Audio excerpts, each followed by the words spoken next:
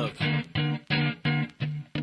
if you had one shot. Muy bien, vamos a empezar con el quinto video de esta serie de cursos. Este video lo vamos a enfocar básicamente a la persistencia de información en una base de datos. Para poder hacer esto, necesitamos contar con los siguientes elementos. El primero de los elementos va a ser un servidor de base de datos de cualquier tipo que soporte una conexión de tipo JDBC. Para nuestro caso vamos a utilizar un servidor SQL Server. El segundo elemento va a ser configurar dentro de nuestro servidor, una conexión JNDI. Perfecto. Y el tercer paso va a ser crear el flujo de comunicación de nuestro workflow hacia el servidor de base de datos.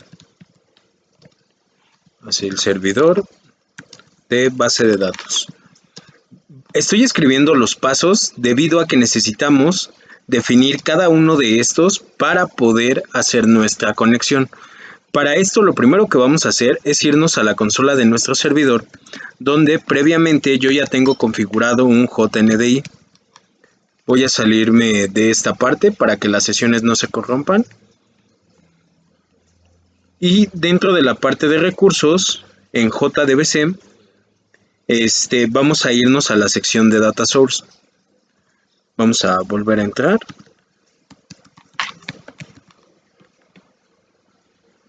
Muy bien, actualizamos. Nos vamos a la sección de Data Source y aquí vamos a ver que ya tengo yo un JNDI previamente creado. Para el caso de la creación de JNDIs, las personas que no tengan experiencia en el caso de WebSphere, para que nosotros podamos dar de alta un JNDI es necesario primero tener el provider. El provider es el componente tipo YAR mediante el cual nosotros vamos a establecer la comunicación hacia un servidor de base de datos. En este caso, el servidor que vamos a utilizar es un servidor de tipo SQL Server en su versión 2016.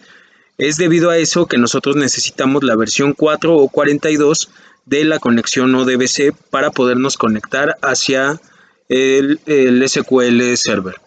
Perdón, de la conexión JDBC. Para conectarnos al SQL Server. En este caso yo ya tengo configurado este YAR. El mecanismo para configurarlo es depositarlo mediante SFTP hacia el servidor en la ruta que nosotros definamos, darle permisos a esa ruta para que el usuario instalador del servidor pueda acceder y ejecutar los permisos de comunicación con el YAR para posteriormente ejecutar comunicación con el servidor. Una vez que tenemos configurado el provider, es importante verificar el scope del ámbito. En este caso, el scope o el ámbito es la definición de alcance de hasta dónde va a ser visible esa comunicación. Recuerden que dentro de los servidores tenemos un scope que puede ser a nivel de célula, de nodo versus servidor y de clúster. En este caso, como yo quiero que esta comunicación se comparte en todo el nodo, estoy seleccionando el nodo completo. Sin embargo, si yo quisiera únicamente asignarlo a un solo servidor, en este caso al servidor aplicativo, que es el que contiene la funcionalidad core de la parte del workflow, se lo asignaría únicamente a la parte del app cluster. Pero en mi recomendación, si esta conexión a base de datos va a ser utilizada por más de un elemento dentro del servidor, mi recomendación es que lo pongan a nivel de nodo. Muy bien, una vez que está definido el provider, se tiene que definir el data source. Aquí tenemos un tema porque el token es inválido. Vamos a actualizar para evitar que nos esté dando mensaje del token. Una vez que ya tenemos definido lo que es el provider, lo que vamos a hacer es definir nuestro JNDI. Para definir un JNDI en WebSphere es sumamente sencillo, únicamente se le da sobre New, se selecciona el nombre que le vamos a asignar a nuestro JNDI. Se recomienda utilizar la nomenclatura JNDI / diagonal el nombre que le vamos a asignar y empezamos a configurar la información del provider. En este caso, el único provider que tenemos dado de alta es el de SQL Server. Nosotros seleccionaríamos nuestro provider e ingresaríamos los datos de conexión hacia el servidor. En este caso nos pide el nombre de la base de datos, el puerto y el nombre del servidor, que puede ser la IP o el hostname. Con esa información es más que suficiente para que nuestro servidor pueda establecer una comunicación con la base de datos. De hecho, si nosotros accedemos a este JNDI que yo creé, nosotros vamos a ver que la información almacenada es el nombre de la base de datos. Voy a poner, esta es la base de datos que yo creé. Vamos a ver que el nombre de la base de datos es ARQ, pedidos WMART. El puerto por el cual se conecta es el 1433, es el puerto estándar para una base de datos de tipo SQL Server. Y la IP del servidor, en este caso la IP es la 10.85.2.10. Opcionalmente, nosotros tenemos dos mecanismos para configurar la seguridad, que son los accesos hacia el servidor de base de datos. Uno de ellos es utilizar este componente, que es el componente de tipo Jazz Authentication, que es Java Authentication. En este caso, si nosotros utilizamos el método Jazz, nosotros tendríamos que crear un componente donde definiéramos el usuario, el password y una descripción para este tipo de autenticación. Sin embargo, nosotros también podemos hacer uso de las propiedades personalizadas, donde nosotros podemos agregar la propiedad user y la propiedad password. En ambos casos, el resultado para el tema del password es el mismo, ambos quedan cifrados. Cuando nosotros agregamos una propiedad y a esa propiedad la nombramos password, en automático WebSphere lo que hace es tomar el value de esa propiedad y cifrarla. Entonces, ambos casos son válidos. En muchas ocasiones se recomienda el uso de Jazz porque nosotros pudiéramos estar utilizando las mismas credenciales para distintas conexiones de base de datos. En este caso, yo me fui por las propiedades personalizadas, derivado de que este es un ambiente de desarrollo, por lo que pueden estar cambiando las credenciales continuamente. En un ambiente productivo, si bien hay cambio de credenciales, lo cierto es que esas credenciales se pueden compartir con múltiples sistemas gestores de base de datos. De ahí que se recomiende el uso del mecanismo Jazz para poder utilizar esa facilidad y mejora al momento de estar actualizando los passwords. Muy bien. Teniendo en cuenta esto, lo que necesitamos almacenar de aquí es el JNDI. Me parece que ya lo guardamos, así es.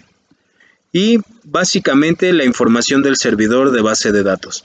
En este caso, del servidor de base de datos, lo que necesitamos es almacenar en principio el nombre de nuestra primera tabla. Vamos a sacar el nombre de la tabla. En este caso, el nombre de la tabla es pedido y el esquema es db-accessadmin. Entonces, vamos a poner esa información.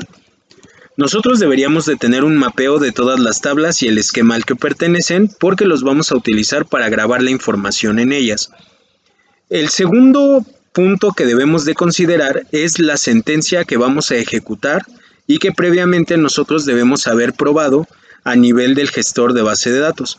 En este caso yo ya tengo esta primera sentencia que lo que hace es un insert a la base de datos e ingresa por default un usuario, una fecha y un identificador. Recuerden aquí que para el caso de una base de datos lo que se hace es establecer la propiedad ID, que regularmente es una llave primaria, de tal manera que esa propiedad sea de tipo identity. Si yo veo las propiedades de esta base, vamos a ver si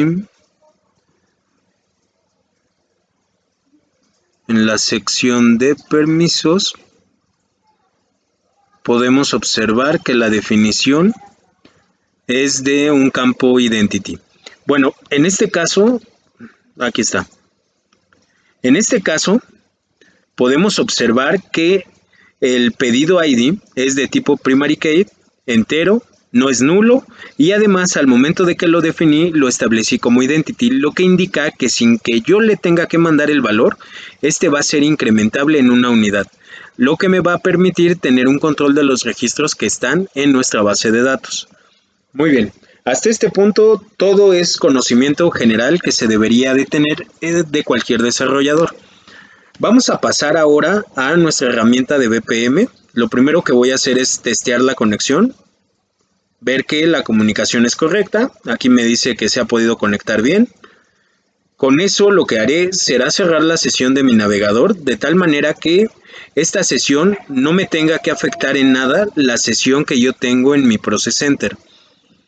Ahora vamos a acceder al Process Center con el usuario Abel que tenemos previamente definido y lo que haremos será establecer esa comunicación hacia nuestro servidor de base de datos para empezar a persistir la información. Nuevamente vamos a darle unos cuantos segundos y vamos a acceder a nuestro proceso. Recuerden que como esto es web, regularmente tarda un par de segundos. Aquí influye mucho tanto el servidor como el ancho de banda de su red. Muy bien, ya estamos aquí. Lo primero que vamos a hacer es acceder a nivel de proceso y nos vamos a ir a lo que se conoce como Process App Settings, que es la primera opción dentro del nombre de nuestro proceso, de nuestro Process App, ¿no? Aquí hay que tener claridad de esta definición. Una cosa es el proceso que defino dentro de mi Process App y otra es el Process App. Si yo me regreso a nivel del Process Center todavía, recuerden que va a cambiar a Workflow Center, pero si yo me regreso a nivel de la definición general de mis Process Apps, cada uno de estos es un Process App. Entonces, cuando yo accedo en principio al designer de ese Process App, yo lo que voy a ver es la configuración en general de la aplicación como proceso. Dentro de la aplicación como proceso, tengo a su vez procesos, pero no hay que confundir el Process App con el proceso dentro del Process App. Nada más para que tengan claridad. Si me voy a la sección de Process App Settings, que sería la configuración del Process App en general, yo voy a tener una sección específica al lado del Overview, que es Environment Variables o variables de entorno. Aquí va a ser el primer lugar donde yo voy a definir una variable que va a ser afectable, no necesariamente afectable, sino que va a ser visible por todo el proceso, ¿no? Esa es la idea de este tipo de variables. Variables cuya funcionalidad sea que puedan utilizarse en todo el proceso. Aquí yo voy a establecer una variable llamada JNDI. Vamos a ponerle JNDI. Vamos a ponerle en mayúsculas para identificar que es una variable. Y aquí, que es una variable de tipo JNDI, perdón, por eso le ponemos JNDI. Y en mayúsculas para identificar que es una variable de entorno. La idea es que las variables de entorno siempre vayan en mayúsculas. Y le vamos a establecer el valor por default. En este caso vamos a ponerle JNDI pedidos WMART. Ahora bien, tradicionalmente algo que les debe de pasar a los desarrolladores es que dependiendo del ambiente muchas veces tienen valores distintos para sus variables.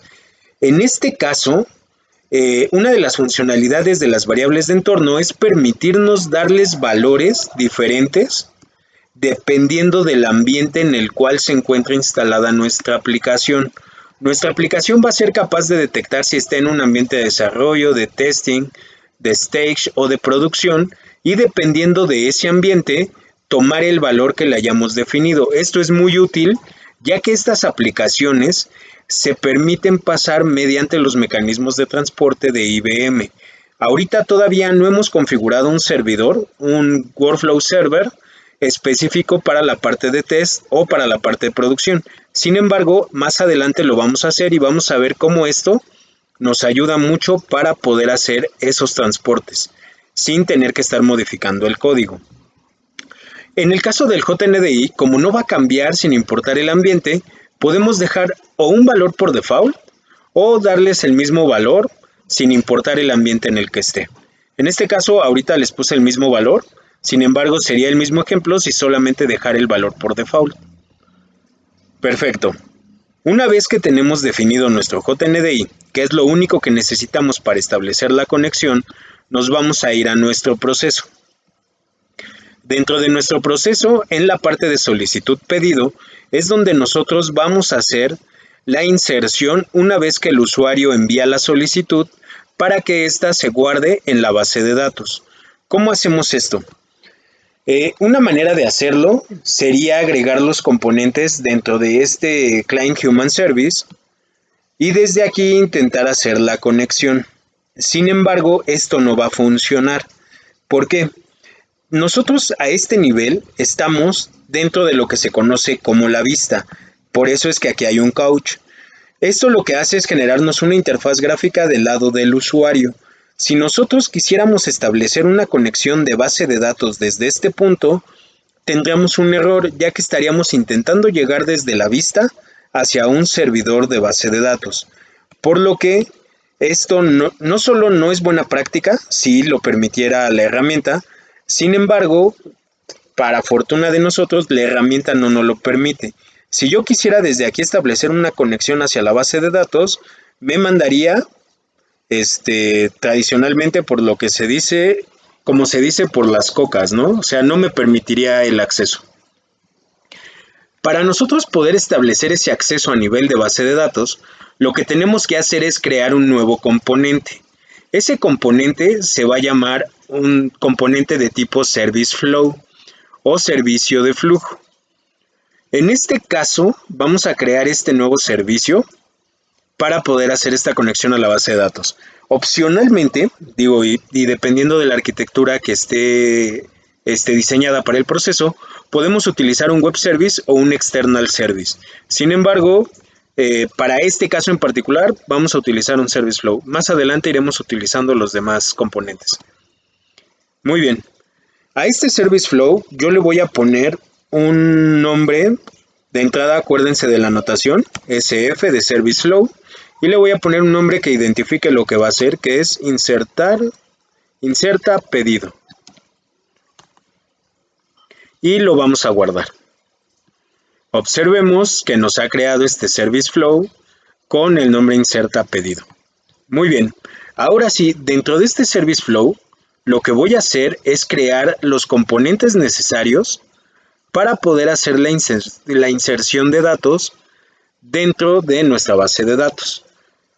Lo primero que voy a hacer es jalar estos dos componentes, que en principio son los que me van a ayudar a poder hacer esta inserción. Si observan, al momento de que los arrastro hacia nuestra paleta, a ambos les pone script task y los genera de tipo script.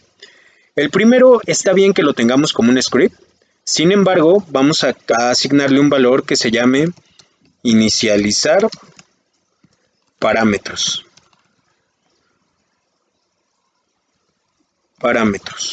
Mientras que el segundo vamos a cambiarle la implementación y le vamos a poner que sea de service task. Muy bien, entonces, como estábamos comentando, para la parte de esta actividad, lo que haríamos sería definirla como de tipo service task. Haríamos este cambio derivado de que por default nos pone el componente como si fuera un script. Una vez que tenemos este componente ya con la implementación de Service Task, lo que haremos será ponerle un nombre específico, que en este caso sea el insertar registro SQL. Y con esto vamos a identificar que esta va a ser la actividad que va a hacer esa inserción. En la parte de la implementación, lo primero que haremos será definir qué tipo de implementación va a tener. La implementación va a ser de tipo SQL Connector. Si observan, dentro de sus operaciones nos aparecen varias operaciones que se pueden hacer con este conector. En principio, la que nosotros necesitamos es la de ejecución. Sin embargo, vamos a utilizar el execute flag. Ustedes van a ver que si seleccionan execute, nos va a generar de este lado una serie de campos para insertar. En este caso, lo que nos pide es un SQL statement, que sería una sentencia ya preparada para la ejecución de este componente. Sin embargo, por practicidad se recomienda hacer uso de execute flat. Si observan de este lado, cambia el mapeo y a diferencia del statement también nos permite pasarle los parámetros, de tal manera que indiquemos los parámetros de la sentencia que vamos a ejecutar, así como en caso de que esto fuera una consulta, nos devolviese el número máximo de registros que le indiquemos, le pasemos el parámetro del data source y el tipo de retorno que nos estaría devolviendo. Muy bien. Hasta este punto lo que nos hace falta es justamente indicar estas variables. La única que aquí tenemos es el data source, que como recordarán definimos como una variable de entorno. En este caso, al ser una variable de entorno, nosotros en lugar de tenerlas dentro del local, la vamos a tener dentro de emp. Aquí, justo aquí vamos a tener nuestra variable JNDI, que es la que contiene el valor del JNDI para cualquier parte de nuestro proceso, ya que este no va a cambiar. Muy bien, ahora sí tenemos que definir las demás variables. De aquí las variables que nosotros identificamos deberían de ser de entrada, serían justamente las que nos van a ayudar a llenar la información de nuestra sentencia. La primera de ellas sería el nombre del solicitante. Vamos a ponerle nombre solicitante, que sería un parámetro de tipo string. Entonces no lo cambiamos, vamos a dejarlo por default inicializado. Vamos a agregar la fecha de la solicitud. Recordemos que esta fecha no necesariamente la estamos conceptualizando igual que la fecha de creación de la solicitud, sino la fecha en que la solicitud se espera atender. Muy bien, aquí vamos a definirlo como tipo date. Y finalmente vamos a agregar el ID del departamento que solicita. Aquí más adelante vamos a ver que esto se va a convertir en un catálogo. Por la definición de base de datos, debería de ser de tipo entero. Muy bien. En este caso nada más vamos a corroborar. Nombre del solicitante lo definimos como un varchar. La fecha de la solicitud, aunque aquí nos aparece un varchar, en realidad es un date. Y el departamento ID es un entero. Entonces, básicamente con eso ya tenemos los datos de entrada. Ahora, a nivel private, nosotros debemos de definir lo que sería la sentencia, que es el SQL statement, o para vernos más latinos, SQL o sentencia SQL, ¿no? Sentencia SQL. Muy bien. En el caso de la segunda variable, lo que le pondríamos sería el resultado. Resultado SQL. En este caso, como observamos de la definición, este resultado debería de ser de tipo any. Y los parámetros que necesitamos enviarle a la sentencia, que serían parámetros SQL. También para el caso de los parámetros a partir de esta versión, se definen como any. Muy bien. Opcionalmente pudiéramos definir el tema del máximo número de filas y el tipo de dato que va a devolver. Sin embargo, no son necesarios y para el caso de este ejemplo no los vamos a definir. Los vamos a dejar por el momento por default. Muy bien, una vez que tenemos esto definido, vamos a agregar esos datos al mapeo de nuestro componente que va a ser la inserción. El primero vamos a agregar el resultado, que es de los primeros que ubicamos, tw.local resultado. Vamos a agregar la sentencia. Recuerden que cuando son variables definidos por nosotros, están dentro del local. En este caso sería la sentencia SQL. Vamos a definir los parámetros, vamos a mapear los parámetros, que serían parámetros SQL. En el máximo de filas, en el caso de una inserción, pongámosle 1. Y el tipo de retorno que nos va a devolver, pongámosle de tipo any, que sería consistente con lo que nos está diciendo la propia herramienta. Muy bien. Entonces, con esto ya le indicamos a esta sentencia cuáles van a ser los parámetros con los cuales va a ejecutar la inserción en la base de datos. Sin embargo, es necesario que nosotros inicialicemos estos parámetros. Para eso, en el componente de tipo script que generamos, vamos a inicializar estos parámetros. El primero va a ser el que ejecuta la sentencia, que es TW local sentencia SQL. En este caso, lo que vamos a hacer es poner la sentencia que ya tenemos probada, que funciona dentro de nuestro gestor de base de datos. En este caso, vamos a pegar esta sentencia y lo que estaríamos cambiando serían los valores que insertamos de manera directa y los vamos a convertir en comodines de tipos signo de interrogación para que nosotros podamos pasarles los valores con los que se va a ejecutar. Quitamos este punto y coma y lo dejamos de esta manera. Ahora, lo siguiente que tenemos que hacer es inicializar la variable que va a contener los parámetros. Recuerden que está dentro del local, sería parámetros SQL, y en este caso la tenemos que inicializar para que funcione. Vamos a inicializarla con un atributo de TW que es object de tipo listOf, y en este caso va a ser de tipo, vamos a verificar el tipo es el que nosotros le ponemos. Nada más vamos a agregar esta variable con el fin de sacar el nombre del tipo.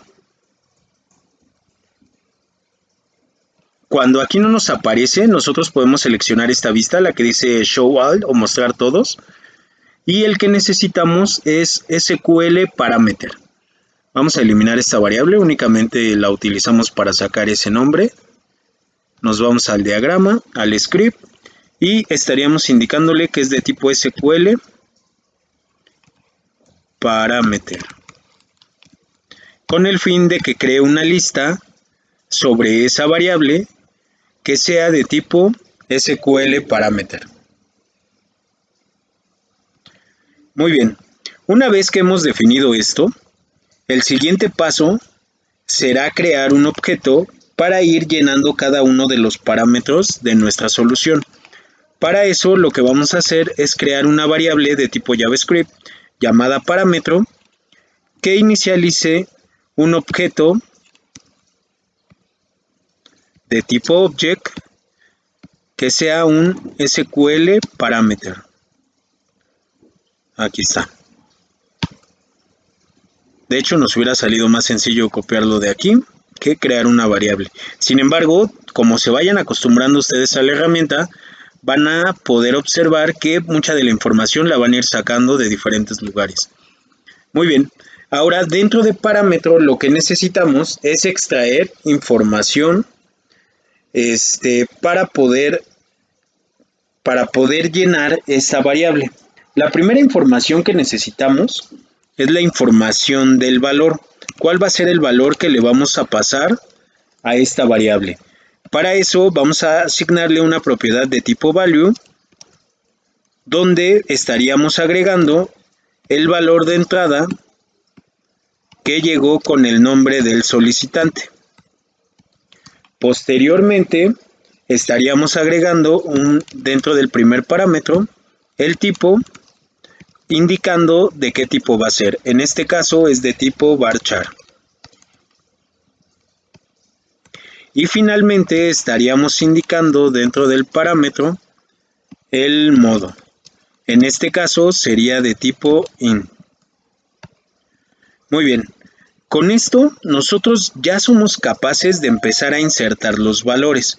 Voy a copiar esta variable 3 veces a fin de poder permitirles a ustedes que distingan cómo es que estas variables se van a ir inicializando y cómo al final, dependiendo del modelo de programación, pudiera estar creando solo una y asignándola a la lista. Perfecto, ahí ya tenemos estas 3 variables. En el caso del segundo valor que estamos enviando, sería la fecha. Para el caso de la fecha, vamos a estar enviando la fecha de la solicitud. Ahorita, por cuestiones de que la fecha la tenemos que manejar, vamos a intentar hacer la prueba enviando la fecha tal cual está llegando, y si no nos llegase a funcionar, estaríamos inicializándola en principio con un new date. Recuerden que el tratamiento de fechas en ocasiones tiene variantes. Entonces, para el caso específico del BAW, vamos a probar si funciona como en las versiones anteriores o tenemos que hacer alguna modificación. Muy bien, ahora para el campo número 2, para el parámetro número 2, vamos a modificar por el ID del departamento. Y en este caso ya no sería varchar, sino sería un integer. Perfecto. Hasta ese punto ya tenemos las variables que necesitamos. Únicamente nos haría falta asignar esas variables a la lista inicial. Para eso vamos a tomar la variable que contiene los parámetros, que es parámetros.sql, y estaríamos haciendo un insert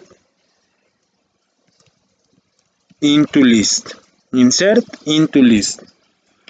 Para algunos de ustedes que tengan experiencia se van a dar cuenta que en el caso de la nomenclatura versus las versiones anteriores, muchas no cambiaron sustancialmente, pero sí variaron en la notación camel case, y en otras sí hubo cambios en los métodos, en los nombres de los métodos finales que se llaman. Ok, una vez que tenemos esto, vamos a empezar a agregar los parámetros que definimos. Vamos a copiarnos este y estaríamos cambiando el valor. En este caso sería el 1, 2, parámetro 1, parámetro 2. Y con esto ya tendríamos la posibilidad de hacer esta inserción a nuestra base de datos. Ya tendríamos la sentencia, tendríamos los parámetros y tendríamos el JNDI. Estaríamos asignando un máximo de resultados en 1 y una respuesta que nos devuelva un resultado n. Muy bien. Ahora sí, regresemos nuevamente a nuestro Client Human Service, a la parte de solicitar pedido, e integremos este componente. Para esto vamos a arrastrar un componente de tipo service, donde en la llamada lo que estaríamos haciendo sería llamar a insertar pedido. En este caso identificamos que es un service flow por la SF que le pusimos al principio de la nomenclatura. Vamos a modificar esta línea para que acceda en principio a nuestro service flow. Y de aquí entonces sí vaya hacia un end. Perfecto. Una vez que tenemos esto, tenemos que hacer el mapeo de los datos que estaríamos enviando hacia este service flow. En este caso estaríamos enviando el tw.local.nombre, que es donde estamos mapeando el nombre de nuestra solicitud, tw.local.fecha de la solicitud. Ok, recuerden que esto lo englobamos dentro de nuestro VO. Entonces aquí sería la fecha de solicitud estimada. Este nombre tenemos que cambiarlo por solicitud pedido. Este nombre solicitud. Y tw.local. Sería el solicitud pedido y el ID de la solicitud. Perfecto, entonces continuamos nuevamente, que con las interrupciones luego no es fácil concluir, pero básicamente aquí ya lo que hicimos fue agregar a este servicio los datos de mapeo para poder hacer la inserción de los datos a la base de datos. En este caso vamos a cambiarle esto de service por insertar pedido con el fin de que tengamos la traza de lo que está haciendo. Y aquí vamos a ponerle insertar pedido de Client Human Service, ¿no? Para poder saber o identificar en qué punto se está ejecutando esta caja y si aquí fallara algo, poder ver la traza de exactamente dónde falló. Muy bien, vamos a validar que esto esté funcionando. Para hacerlo, vamos a regresarnos a nivel del proceso, vamos a hacerlo a nivel de Client Human Service, porque todavía no tenemos la funcionalidad del lado de la validación. Entonces, aquí a este nivel vamos a hacer un debug y a verificar si los datos que estamos insertando llegan hacia nuestra base de datos. Muy bien, como recuerdan, aquí tenemos para avanzar un paso. En este caso, nuestra data está vacía. Ya tenemos aquí los datos. El ID de la solicitud ya no nos va a interesar mucho, puesto que va a ser un campo de tipo Identity. Aquí vamos a mandar Abel Isaías Reyes Trejo y la fecha de solicitud vamos a mandarla del 25. En este caso ya avanzamos al siguiente paso. Vamos a entrar y verificar que falló. Vamos a ver dónde falló y vamos a ver el error que nos generó esta falla. En este caso vemos que falló en inicializar parámetros. Nos dice que la propiedad value es nula. Vamos a ver si los datos llegaron aquí de manera correcta.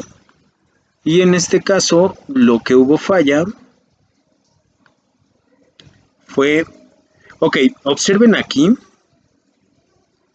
que donde nos dice que hubo falla es en la parte de los datos. En este caso, en el nombre, vamos a ver si yo me equivoqué. Nombre solicitante. Nombre solicitante.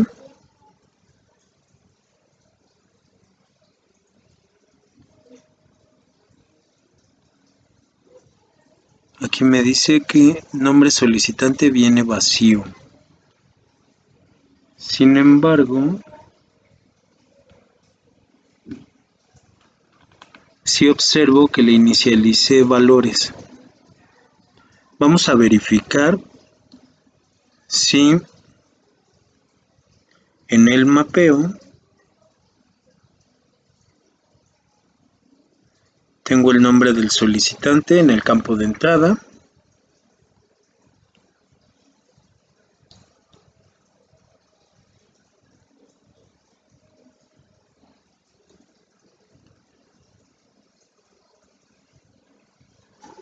Y en este caso lo tengo correctamente mapeado.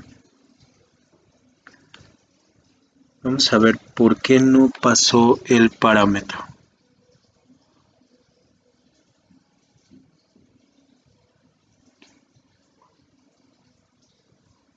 Dice que no puede procesar.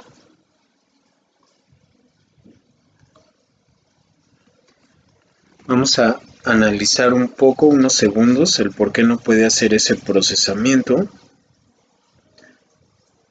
No debería de haber ahí ningún problema. Sin embargo, vamos a ver qué nos faltó.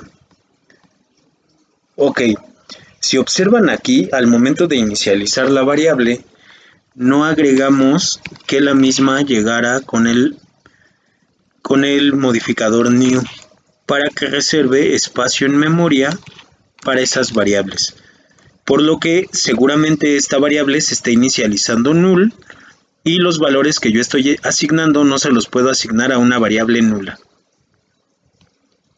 Perfecto. Vamos a volver a debuguear nuestro proceso con este cambio que hicimos. Avanzamos. Asignamos en el ID origen de nuevo 1, en nombre del solicitante, Abel Isaías, y ponemos la fecha. Enviamos la solicitud. Vamos a hacer una siguiente validación. Vamos a ver que aquí ya pasó correctamente, ya llegó a la ejecución. Y vamos a ver que los datos que traiga parámetros SQL vengan inicializados. En este caso viene Abel correctamente, viene la fecha y viene el tipo. Vamos a ejecutarlo y pasó correctamente hacia la sección de End. Si esto pasó correctamente, nosotros aquí deberíamos de tener ya dos registros. Vamos a volver a conectarnos. Ok, aquí tuve un error porque estoy queriendo insertar nuevamente.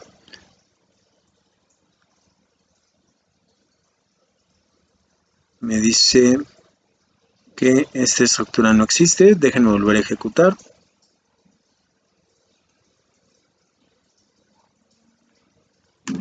Vamos a quitarle el nombre del esquema. Me sigue diciendo que no existe. Voy a cerrar este SQL. Probablemente, como se cerró la conexión, ese SQL ya no estaba referenciando a la conexión que tengo abierta. Entonces vamos nuevamente a través de dbaccessadmin a seleccionar la tabla pedido. Y deberíamos de tener los dos registros, el que ya existía y el nuevo. Aquí están. Como observan, este segundo registro me ingresó correctamente la fecha. De hecho, si observan, pareciera que tengo aquí un detalle porque me está ingresando la fecha del 25 de mayo. Esto pudiera ser un tema de la hora o la zona horaria del servidor. Recuerden que cuando hace la inserción de los registros, tome en cuenta la zona horaria del servidor donde estamos ejecutando la aplicación. Esto es algo que también debemos de considerar al momento de tener entornos productivos. ¿Cuál va a ser la zona horaria de operación de nuestra aplicación? Lo vamos a resolver en un siguiente apartado específico para el tema de servidores. Sin embargo, lo que quiero que observen es que aquí el registro ya está haciéndose de manera correcta y ya está llegando a la base de datos. Perfecto. Hasta este punto ya tenemos dentro de los videos que hemos hecho una conexión hasta nuestra base de datos y el siguiente paso será poder tratar las excepciones que aparecen dentro de nuestras tareas o procesos. Como observaron, antes de hacer esta inserción de manera exitosa, tuvimos una excepción que se generaba por no tener el operador new. Es importante que cuando uno desarrolla estos procesos, se trabajen desde el principio las excepciones. Vamos a ver este capítulo de excepciones en un siguiente video para que ustedes vean cómo tratarlas y también que de origen, cuando estén desarrollando una primera aplicación, ustedes tomen en cuenta el manejo de las excepciones, ya que muchas veces no lo hacen hasta que ya empieza a haber problemas y después se vuelve más complejo trabajar con los procesos y determinar cuáles son las causas o los errores que está generando la aplicación. Muy bien, con esto concluimos este quinto video. Nuevamente les agradezco, espero que les siga sirviendo. Si alguien está interesado en aprender BPM, con gusto sigo atento a apoyarlos, o bien si requieren algún tipo de implementación específica o alguna duda en concreto sobre cómo funciona esta y otras herramientas de BPM, sigo a su disposición. Nuevamente espero que tengan un excelente domingo, que en esta situación en la que hoy en día estamos, no solo como país, sino como planeta, pues sigamos generando algo positivo tanto para la gente que en este momento no cuenta con un trabajo, como para aquellos que teniendo un trabajo buscan expandir sus conocimientos.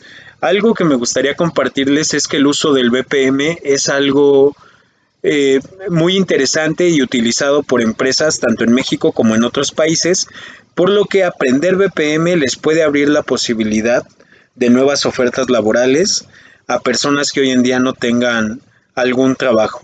Entonces, mi recomendación es que estudien, que busquen algo que les guste, que se enfoquen y se vuelvan expertos en eso, en lo que les guste trabajar. No hagan algo que no les guste porque finalmente lo van a hacer de mala manera o lo van a hacer únicamente por el interés de cobrar, ¿no? Bueno, ese es un consejo y expectativa que les doy. Espero nuevamente que estos cursos les ayuden y los orienten para que ustedes puedan desarrollar sus capacidades. Y ahora sí me despido. Excelente domingo.